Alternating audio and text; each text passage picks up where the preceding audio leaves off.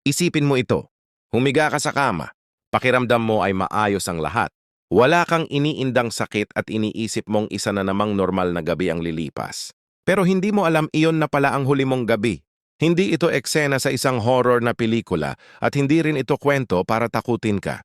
Isa itong masakit at totoong pangyayari sa isa sa aking mga pasyente. Isang lalaki na ex na tong taong gulang. Malusog, aktibo, lolo ng 5 apo. Wala siyang reklamo sa kalusugan ngunit namatay siya dahil sa isang matinding atake sa puso habang natutulog. Kinaumagahan, natagpuan siya ng kanyang asawa na nakahiga ng payapa. Parang mahimbing lang ang tulog. Walang bakas ng pakikipaglaban, walang senyales ng paghihirap. Para bang nagpapahinga lang ang dahilan ng lahat. Isang pagkakamaling napakakaraniwan, isang tahimik na kaaway na ayon sa mga estadistika. Milyon-milyong taong nanonood ng video na ito ang ginagawa. Gabi-gabi nang hindi man lang nila namamalayan. Manatili ka sa akin sa mga susunod na minuto dahil ibubunyag ko kung ano ang nakamamatay na gawin na ito. Kung bakit isa itong taking time bomb para sa iyong puso at utak. At higit sa lahat kung paano ang isang simpleng pagbabago na maaari mong simulan, ngayong gabi ay literal na maaaring magligtas ng iyong buhay. Ako si Dr. Mayumi Santos at sa maraming taon ko bilang isang doktor napakarami ko na nakita na mga tila inosenteng gawin na nauuwi sa trahedya. Ang kwento ng aking pasyente na tatawagin, nating Roberto upang maprotektahan ang kanyang pagkakakilanlan ay hindi isang kaso lamang. Isa itong malinaw na halimbawa ng isang tahimik na krisis sa kalusugan na nangyayari gabi-gabi sa mga silid, tulugan sa buong mundo. Nang tawagan ako ng kanyang asawa, wasak na wasak ang kanyang boses. Hindi niya maintindihan ang nangyari. Doktora, hindi ko maintindihan. Sabi niya, inaalagaan niya ang sarili niya. Araw-araw siyang naglalakad. Wala siyang mataas na kolesterol. Paano nangyari ito? Ang sagot ay wala sa kanyang pagkain at wala rin sa kanyang pag-ehersisyo. Nasa paraan ito kung paano niya ginugol ang kanyang mga gabi. Sa autopsy, lumabas nga na ang sanhi ng kamatayan ay isang acute myocardial infarction. Isang matinding atake sa puso. Ngunit ang ugat ng problema, ang mismong gatilyong humila sa trahedya, ay isang bagay na matagal nang hindi napapansin paulit-ulit. Napag-collapse ng kanyang paghinga habang natutulog na lalo pang lumalala dahil sa kanyang posisyon sa pagtulog, isang kondisyon na naglalagay sa puso sa matinding stress. Stress na hindi kayang tiisin ng katawan habang buhay. Sa video na ito, hindi lang natin tatalakayin ang nakamamatay na pagkakamali na kumitil sa buhay ni Roberto. Hihimayin din natin ang 5 pagkakamali sa gabi na maaring nagpapataas ng husto ng panganib mong magkaroon ng atake sa puso o stroke habang natutulog. At huwag kang mag-alala, hindi kita iiwan sa listahan ng mga problema na walang solusyon. Sa bawat pagkakamali, malinaw, praktikal at may medikal na batayang hakbang para maprotektahan mo ang sarili mo. Ang layunin ko ay hindi ka takutin, kundi tulungan kang matapos ang video na eto na may malinaw na kaalaman kung ano ang dapat mong baguhin upang mabawasan ang totoong panganib. Magsimula tayo sa pangunahing pagkakamali. Ang tahimik na kumikitil ng pinakamaraming buhay. Ang nakamamatay na pagkakamali. Ang posisyon sa pagtulog na unti-unting sumasakalsao ng hindi mo namamalayan. Sleep apnea at ang pagtulog ng nakatihaya. Bibigyan kita ng pagkakamali numero 1. Ang isa sa mga nag-ambag sa trahedyang sinapit ni Roberto ay ang pagbaliwala sa mga senyales ng obstructive sleep apnea lalo na kapag ito ay pinalalala ng posisyon ng iyong pagtulog. Maraming tao ang naniniwalang normal lang ang paghilik. Isang simpleng istorbo sa katabi sa kama. Pero gusto kong maunawaan mo ito ng mabuti. Ang malakas na paghilik na may kasamang mga sandaling biglang tumatahimik. Mga pos na tila nawawala ng hininga ay hindi normal. Iyon ay isang senyales ng panganib, parang sumisigaw ang katawan mo na ito ay nasasakal. Isipin mo ito ng malinaw, bawat gabi habang natutulog ka, para bang may taong dahan-dahang pumapasok sa iyong kwarto at tinatakpan ang iyong mukha ng unan sa loob ng demanao minsan 30 segundo. Unti-unting nauubusan ng hangin. Bumibilis ang tibok ng puso. Nagpapanik ang utak at sa mismong sandaling malapit ka nang mawala ng malay. Bigla kang gigising ng bahagya. Isang malakas na pagsingap, isang pag-alog ng katawan at muling makakahinga. Pagkatapos babalik ka sa pagtulog na walang alaala ng nangyari. Ngayon isipin mo kung hindi ito isang beses o 2 beses lang nangyayari kundi 500. Minsan umaabot pa sa 3 beses sa isang gabi. Iyan mismo ang obstructive sleep niya. Hindi ito simpleng paghilik. Isa itong tahimik na labanan para sa buhay mo na ginaganap gabi-gabi nang hindi mo nalalaman ano ang nangyayari sa loob ng katawan. Kapag natutulog ka, natural na nagre-relax ang mga kalamnan sa lalamunan. Sa mga taong may sleep apnea, sobra ang pag-relax na ito hanggang sa tuluyang magsara ang daanan ng hangin. Parang pintong biglang sumara sa loob ng iyong lalamunan. Hindi makapasok ang hangin sa baga. Agad bumabagsak ang oxygen level sa dugo. Ang utak na napakasensitibo sa kakulangan ng oxygen ay agad nakakatunog ng peligro. Para itong nag-a-activate ng emergency alarm. Naglalabas ito ng stress hormones gaya ng adrenaline. Ang parehong hormone na inilalabas ng katawan kapag may matinding panganib, tulad ng hinahabol ka ng isang mabangis na hayop, ang biglaang pagbugso ng adrenaline na ito ang nagdudulot ng microawakening, isang panandaliang pagmulat na hindi mo man lang namamalayan. Tumatagal lang ng ilang segundo muling nagiging tense ang mga kalamnan sa lalamunan. Bumubukas ang daanan ng hangin at napipilitan kang huminga. At pagkatapos mauulit na naman ang siklo. Ngayon iugnay natin ito sa puso at utak. Sa bawat pagbagsak ng oxygen, para kang dumadaan sa isang emergency. Napipilitan ng puso na magbomba ng mas mabilis. At mas malakas para maipamahagi ang limitadong oxygen sa buong katawan. Tumataas ang presyo ng dugo. Minsan umaabot sa delikadong antas. Isipin mo na lang kung ano ang mangyayari kung gabi-gabi daan-daang beses. Pinipilit mong tumakbo ng mabilis ang iyong puso habang ikaw ay dapat nagpapahinga. Unti-unti itong napapagod. Unti-unti itong nasisira at isang gabi maaaring hindi na ito makayanan. Kung mayroon kang 30 paghinto ng paghinga kada oras na itinuturing na malubhang antas ng apnea, ibig sabihin nito ay may 3 matitinding pagtaas ng presyo ng dugo kada oras. Sa loob ng 8 oras na tulog, katumbas iyon ng DAL at hypertensive emergency sa isang gabi. Isipin mo yon dalatap beses na napipilitang sumalo ng matinding stress ang iyong puso at mga ugat habang dapat ay nagpapahinga ka. Ang ganitong klasing paulit-ulit na stress gabi-gabi, taon-taon ay lubhang mapanira. Nasasaktan ang mga pader ng iyong mga arterya, nagiging mas matigas at mas madaling kapitan ng atherosclerosis o ang pag-ipon ng plaque. Ang kalamnan ng puso ay unti-unting humihina dahil sa sobrang trabaho. Nagiging hindi regular ang tibok. Nito kaya tumataas ang panganib ng mga delikadong arrhythmia tulad ng atrial fibrillation. Isa sa pangunahing sanhi ng ACV o stroke. Napakalinaw ng ebidensya. Ang malubhang sleep apnea ay maaaring magpataas ng panganib ng stroke ng hanggang 3 beses. Sa katunayan, nakita sa mga pag-aaral na hanggang 76% ng mga pasyenteng nagkaroon na ng stroke ay may kasamang sleep apnea. Ibig sabihin napakakaraniwan nitong risk factor at ang masahol pa, kadalasan ay hindi ito natutukoy at tandaan mo ito. Ang obstructive sleep apnea ay hindi simpleng problema sa paghilik. Problema ito sa oxygen. Kaya maaari itong mangyari kahit sa mga taong mukhang malusog. Minsan ang palatandaan ay presyo ng dugo na ayaw bumaba, hypertension na mahirap kontrolin o iyong matinding antok. Sa hapon na parang biglang pinapatay ang katawan mo. Kung nakakaranas ka ng microawakenings, pagpapawi sa gabi o paggising na tuyo ang bibig, mga senyales din yon na hindi dapat ipagsawalang bahala. Dito pumapasok ang pagkakamali sa posisyon ng pagtulog. Para sa isang taong may positional apnea, ano ang pinakamasamang posisyon? Ang pagtulog ng nakatihaya. Kapag nakahiga ka ng nakadapa ang likod sa kama, gumagana ang gravity laban sa iyo. Itinutulak nito ang base ng dila at ang malambot na ngalangala, paatras lalo, pang sinisikip ang daanan ng hangin para itong pagbuhos ng gasolina sa apoy. Ang banayad na apnea ay nagiging katamtaman at ang katamtaman ay nagiging malubha at posibleng nakamamatay. Ang pasyente kong si Roberto ay malakas maghilik at palaging natutulog ng nakatihaya. Ikinuwento ng kanyang asawa na minsan napapansin niyang tumitigil ito sa paghinga, pero pareho nilang inisip na mga pampatulog ang sanhi ng problema at sa mga taong may sleep apnea, maaari pa itong magpalala ng kondisyon. Bakit? Dahil maraming sedatives ang lalo pang nagpaparelax sa mga kalamnan ng lalamunan. Kung ang daanan ng hangin mo ay may tendensyang magsara, mas lalo itong madaling magsasara kapag may epekto ng gamot. Mas mahahaba at mas madalas na paghinto ng paghinga. Bukod pa rito, binabawasan din ng mga gamot na ito ang kakayahan ng utak na mabilis na mag-react kapag bumababa ang oxygen sa dugo. Sa halip na agad kang magising upang makahinga, Maaaring mas tumagal ang paghinto ng paghinga at mas tumindi ang stress sa puso at utak. Ang mikrodispertar na yon na pakiramdam mo ay nakakainis. Kadalasan iyon mismo ang mekanismong nagliligtas sa'yo at narito ang isang seryosong bahagi na dapat mong marinig.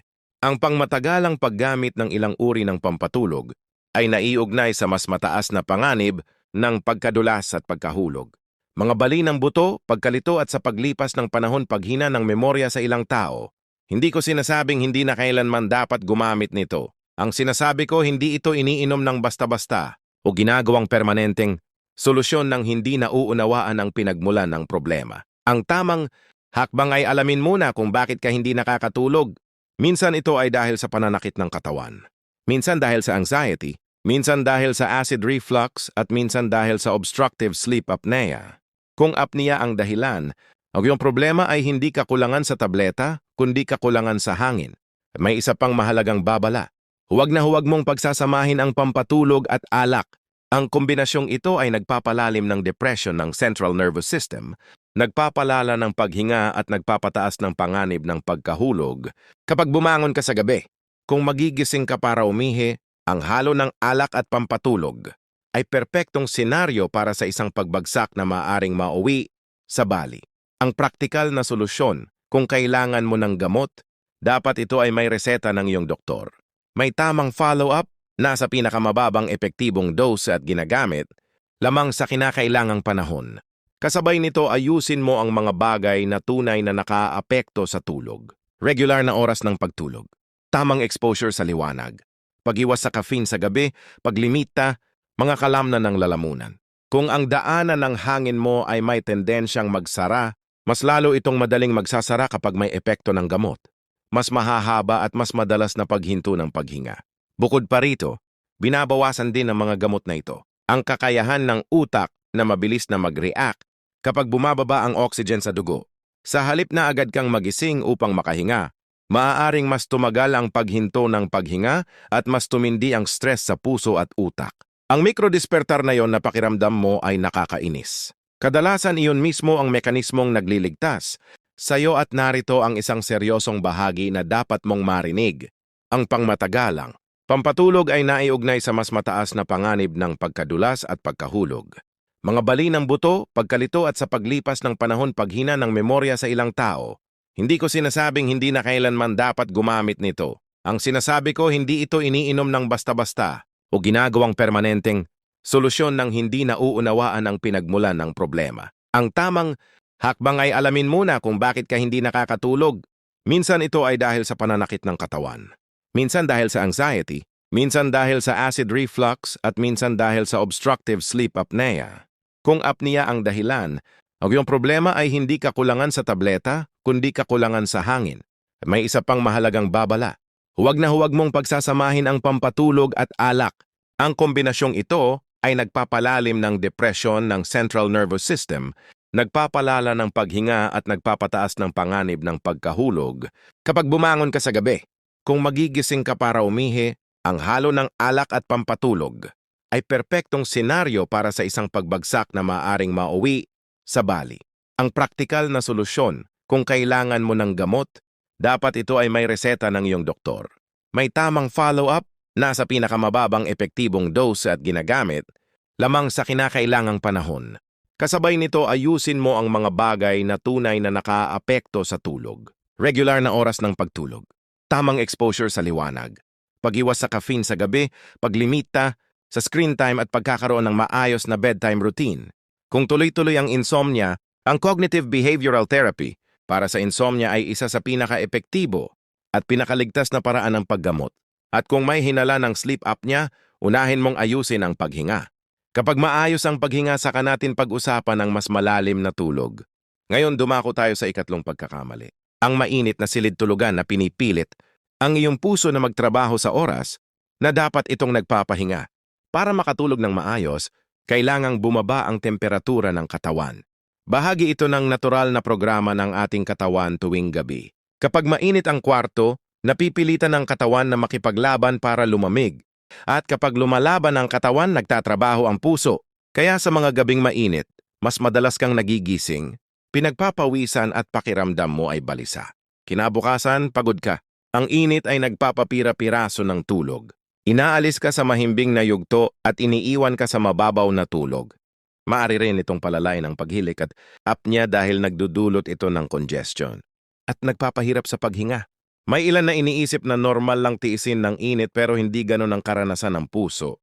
Sa mainit na silid, sinusubukan ng katawan na mag-adjust sa pamamagitan ng pagluwag ng mga ugat at pagtaas ng daloy ng dugo sa balat.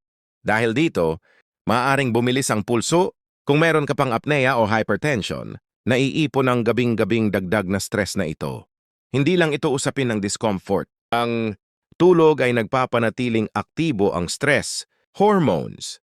Hindi bumababa ang presyo ng dugo gaya ng nararapat. Hindi nakakakuha ang puso ng sapat na oras para makarecover. Ang praktikal na solusyon ay malinaw. Ibaba ang temperatura ng iyong silid tulugan. Kung may air conditioner ka, gamitin ito upang mapanatiling malamig at consistent ang temperatura. Hindi ito luho. Ito ay kasangkapan para sa kalusugan. Kung wala, makatutulong ang electric fan upang umikot ang hangin at palamigin ang balat sa pamamagitan ng evaporation. Ang maligamgam na shower bago matulog ay makatutulong din upang mailabas ng katawan ang init pagkatapos. Iwasan ang paggamit ng gadget sa kama. Ang liwanag at init mula sa mga ito ay nakapagpapagising sa katawan. Iwasan din ang pag-inom ng maiinit na inumin malapit sa oras ng pagtulog. Kung madalas kang naiinitan sa gabi, ihanda ang iyong kama para sa tagumpay. Gumamit ng kumot at pajama. Nagawa sa natural at breathable na tela tulad ng cotton o linen. Ang synthetic na materyales ay nakakulong ng init. Mas mabuti ang may mga patong na madaling alisin o idagdag, depende sa pakiramdam mo. And kung pinahihintulutan ng panahon, buksan ang bintana upang makapasok ang sariwang hangin. Isang simpleng hakbang pero malaki ang epekto. Huwag maliitin ang kapangyarihan ng malamig na silid tulugan. Sa pagbawas ng ilang degree sa thermostat, binibigyan mo ang iyong puso ng pahingang kailangan nito upang patuloy na tumibok ng malakas sa maraming taon pa. Ngayon, ang ikaapat na pagkakamali, ang midnight fast na tahimik na sumasabotahe sa iyong puso, ang mabigat at huling hapunan. Napakakaraniwan nito. Kumakain ng marami bago matulog. Ang kasabihang mag-almusal na parang hari, magtanghalian na parang prinsipe at maghapunan na parang pulubi ay may matibay na siyentipikong batayan. Kapag marami kang kinain, ang iyong digestive system ay nagsisimulang magtrabaho ng husto at nangangailangan ng mas maraming daloy ng dugo. Ibig sabihin, kailangang patuloy na magbomba ng malakas. Ang puso at nananatiling aktibo, ang metabolismo. Sa madaling salita, ang katawan mo ay nasa mode pang-araw kahit dapat ay nasa mode pang-gabi na ito. Nagkakabanggaan ng digestion at pagtulog. Para sa maayos na pahinga, kailangang bumaba ang heart rate, presyo ng dugo at temperatura ng katawan. Ang mabigat na hapunan ay pumipigil dito. Unang epekto, bumababa ang kalidad ng tulog. Mas mahirap makatulog at hindi ka agad makarating sa malalim na yugto dahil abala pa ang katawan sa pagtunaw ng pagkain. Ikalawang epekto, tumataas ang posibilidad ng acid reflux. Kapag humiga kang puno ang tiyan, mas madaling umakyat ang asido papunta sa esophagus na nagdudulot ng heartburn, pagubo at microdespertar. Isang praktikal na payo. Kung may reflux ka, ang pagtulog sa kaliwang tagiliran ay makatutulong dahil sa hugis ng tiyan, mas mahirap umakyat ang asido. Ikatlong epekto, ang direktang koneksyon sa atake sa puso at stroke. Ang pagpapanatiling naka-full speed ang iyong cardiovascular system sa gabi ay hindi kinakailangang pasanin. Sa halip na nagpapahinga, ang puso mo ay abala sa pagproseso ng isang mabigat na handaan. Maaari nitong panatilihing mataas ang presyo ng dugo sa gabi lalo na kung meron ka ng hypertension. Para itong sinusubukang mag-maintenance ng sasakyan habang nakaapak rin sa accelerator at iyon ay mapanganib. Ang praktikal na solusyon, ang patakaran ng 3 oras. Subukang tapusin ang iyong huling pangunahing pagkain ng hindi. Bababa sa 3 oras bago matulog. Maghapunan ng magaan. Mag-focus sa lean protein tulad ng manok o isda, maraming gulay at maliit na bahagi ng complex carbohydrates tulad ng quinoa o kamote. Iwasan ng pritong pagkain, mabibigat na taba, maanghang at sobrang asukal sa gabi. Mag-ingat din sa late night snacks. Kung nagugutom ka bago matulog, pumili ng napakagaan lamang. Isang maliit na dakot ng almonds, maliit na plain yogurt o isang tasa ng herbal infusion. Iwasan ng cookies, ice cream o anumang process na pagkain dahil mabilis nitong pinapataas ang asukal sa dugo at pinapalala ang kalidad ng tulog. Kung dahil sa trabaho ay napipilitan kang maghapunan ng late, subukan man lang baguhin ang dami, bawasan ang porsyon at iwasan ang pinakamabibigat na pagkain. Madalas ang pinakamakapangyarihang pagbabago ay hindi lang kung ano ang kinakain mo kundi gaano, karami at anong oras. At kung isa ka sa mga taong kumakain ng hapunan habang nanonood ng telebisyon, subukan mong tapusin muna ang pagkain at pagkatapos ay maglakad ng banayad sa loob ng bahay sa loob ng 10 minuto. Ang simpleng hakbang na iyon ay nakatutulong sa digestion at sa pagkontrol ng blood sugar. Isa pang dagdag na rekomendasyon. Siguraduhing maayos ang hydration mo sa buong araw pero bawasan ang pag-inom ng maraming likido ilang oras bago matulog para hindi ka pa ulit-ulit na bumangon para umihi. Ang bawat pagkaputol ng tulog ay dagdag na stress din sa puso. Ngayon dumako tayo sa ikalimang pagkakamali, ang pinaka-fundamental sa lahat at ang siyang nagpapalala sa lahat ng naunang nabanggit. Ikatlong bahagi, pagkakamali numero 5. Ang pinakaugat ng problema, ang chronic sleep deprivation o ang palagiang kulang sa tulog. Sa kultura natin, madalas ipinagmamalaki ang pagiging laging abala. Kapag pagtulog ay tinitingnan na parang luho lamang, matutulog na lang ako kapag patay na ako, biro ng ilan. Ngunit ang masakit na katotohanan, ang ganitong pag-iisip mismo ang nagpapabilis sa pagdating ng araw na iyon. Ang chronic sleep deprivation, ang regular na pagtulog ng mas mababa sa 6 na oras, bawat gabi ay isa sa pinakamalalang pinsalang maaari mong gawin sa iyong cardiovascular system. Hindi ito eksaherasyon, isa itong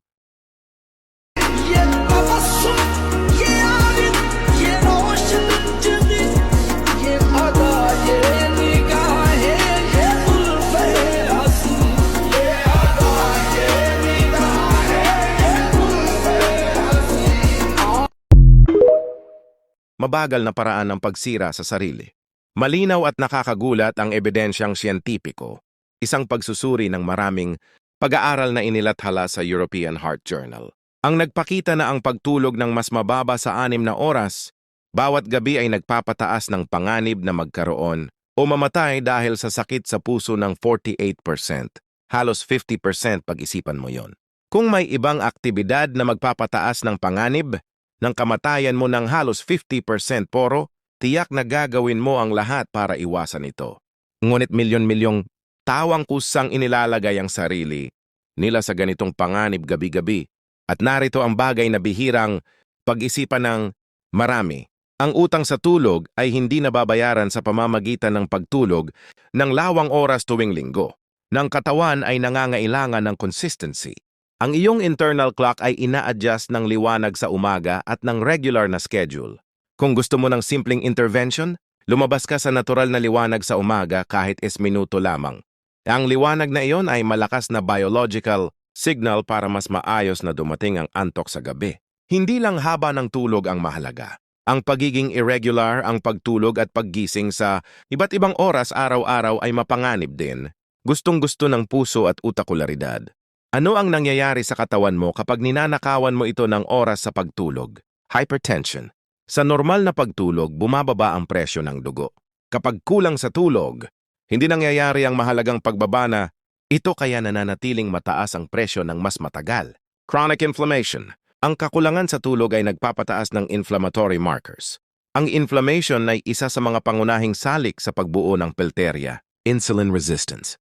Ang maikling tulog ay nakaaapekto sa paraan ng pagproseso ng katawan sa asukal at inilalapit ka sa type 2 diabetes, obesity. Ang kulang sa tulog ay nagugulo ang hormones na kumokontrol sa gutom. Kaya mas malakas ang craving sa hindi masustansyang pagkain at mas madaling tumaba. Patuloy na stress. Ang sleep deprivation ay nagpapanatili sa nervous system na naka-alerto. Pinapataas nito ang heart rate at cortisol, ang stress hormone para itong laging nakaapak ang paa sa accelerator. Ang pagtulog ay hindi sayang na oras. Ito ang panahon kung kailan ginagawa ng katawan ang pinakamahalagang maintenance. Dito nagpapahinga ang puso at nagre-repair ang mga daluyan ng dugo. Ang pagnanakaw ng oras sa pagtulog ay parang pagputol ng budget ng maintenance department ng isang pabrika. Maaaring hindi agad masira ang mga makina, pero darating ang panahon na babagsak ang sistema. Ang praktikal na solusyon, i-prioritize ang tulog na may parehong seryosong pagtingin na ibinibigay mo sa trabaho o sa isang mahalagang appointment. Sorry, may sense na mga si adult ay nangangailangan ng 7 hanggang 9 na oras ng tulog bawat gabi. Hindi 6, hindi 5. Baliktarin mo ang kalkulasyon. Kung kailangan mong gumising ng 6:30 ng umaga, dapat ang oras ng pagtulog mo ay pinakahuli na ang 11:30 ng gabi. At ibig sabihin nito ay nasa kama ka tao, ang kusang inilalagay ang sarili nila sa ganitong panganib gabi-gabi. At narito ang bagay na bihirang pag-isipan ng marami. Ang utang sa tulog ay hindi nababayaran sa pamamagitan ng pagtulog ng lawang oras tuwing linggo. Ng katawan ay nangangailangan ng consistency. Ang iyong internal clock ay ina-adjust ng liwanag sa umaga at ng regular na schedule. Kung gusto mo ng simpleng intervention, lumabas ka sa natural na liwanag sa umaga kahit minuto lamang. Ang liwanag na iyon ay malakas na biological signal para mas maayos na dumating ang antok sa gabi. Hindi lang haba ng tulog ang mahalaga. Ang pagiging irregular, ang pagtulog at paggising sa iba't ibang oras araw-araw ay mapanganib din. Gustong-gusto ng puso at utakularidad. Ano ang nangyayari sa katawan mo kapag ninanakawan mo ito ng oras sa pagtulog? Hypertension. Sa normal na pagtulog, bumababa ang presyo ng dugo. Kapag kulang sa tulog, hindi nangyayari ang mahalagang pagbaba na ito kaya nananatiling mataas ang presyo ng mas matagal. Chronic inflammation. Ang kakulangan sa tulog ay nagpapataas ng inflammatory markers. Ang inflammation ay isa sa mga pangunahing salik sa pagbuo ng pelteria, insulin resistance. Ang maikling tulog ay nakaaapekto sa paraan ng pagproseso ng katawan sa asukal at inilalapit ka sa type 2 diabetes, obesity. Ang kulang sa tulog ay nagugulo ang hormones na kumokontrol sa gutom. Kaya mas malakas ang craving sa hindi masustansyang pagkain at mas madaling tumaba. Patuloy na stress. Ang sleep deprivation ay nagpapanatili sa nervous system na naka-alerto. Pinapataas nito ang heart rate at cortisol, ang stress hormone para itong laging nakaapak ang paa sa accelerator. Ang pagtulog ay hindi sayang na oras. Ito ang panahon kung kailan ginagawa ng katawan ang pinakamahalagang maintenance. Dito nagpapahinga ang puso at nagre-repair ang mga daluyan ng dugo. Ang pagnanakaw ng oras sa pagtulog ay parang pagputol ng budget ng maintenance department ng isang pabrika. Maaaring hindi agad masira ang mga makina, pero darating ang panahon na babagsak ang sistema. Ang praktikal na solusyon, i-prioritize ang tulog na may parehong seryosong pagtingin na ibinibigay mo sa trabaho o sa isang mahalagang appointment. Sorry, may sense na mga si adult ay nangangailangan ng 7 hanggang 9 na oras ng tulog bawat gabi. Hindi 6, hindi 5. Baliktarin mo ang kalkulasyon. Kung kailangan mong gumising ng 6:30 ng umaga, dapat ang oras ng pagtulog mo ay pinakahuli na ang 11:30 ng gabi. At ibig sabihin nito ay nasa kama ka na. Patay ang ilaw, hindi nagsuscroll sa telepono. Magkaroon ng ritual ng pag-disconnect, kailangan ng 30 hanggang 60 na minutong transisyon bago matulog. Magbasa ng papel na libro, hindi sa screen. Makinig sa mahinahong musika. Mag-meditate. Gumawa ng banayad na stretching. Bigyan mo ang katawan mo ng malinaw na senyales na tapos na ang araw. Iwasan ang maliwanag na screen dahil nililinlang ng liwanag ang utak at ipinagpapaliban ng antok. Bantayan ng caffeine. Kung umiinom ka ng kape, subukang huwag na pagkatapos ng tanghali. Mag-ingat din sa alak sa gabi. Mukha itong nakaka-relax, pero pinapababa nito ang kalidad ng tulog at sa maraming kaso ay pinapalala ang sleep apnea. Kung mag-iidlip ka, siguraduhing maikli lamang at mas maaga sa araw para hindi maagawan ng tulog ang gabi. At kung hindi ka makatulog, bumangon ka. Kung mahigit 20 minuto ka nang nakahiga at hindi makatulog, huwag kang manatiling paikot-ikot sa kama. Nakakadagdag lang yon ng anxiety. Bumangon, pumunta sa ibang silid na may mahinang ilaw at gumawa ng isang nakaka-relax na gawain hanggang antukin ka muli.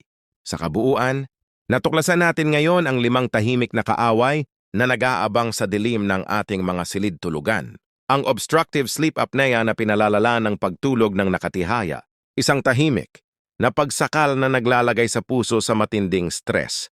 Ang mga pampatulog, isang kemikal na bitag na maaring magpalala ng paghinga at magpataas ng panganib. Ang mainit na silid na pumipigil sa cardiovascular system na makapagpahinga. Ang late at mabigat na hapunan na pinipilit ang katawan na magtrabaho sa oras na dapat itong nagre-repair. At ang chronic sleep deprivation ang pagkakamaling ibigay sa katawan ng oras na kailangan nito para sa maintenance.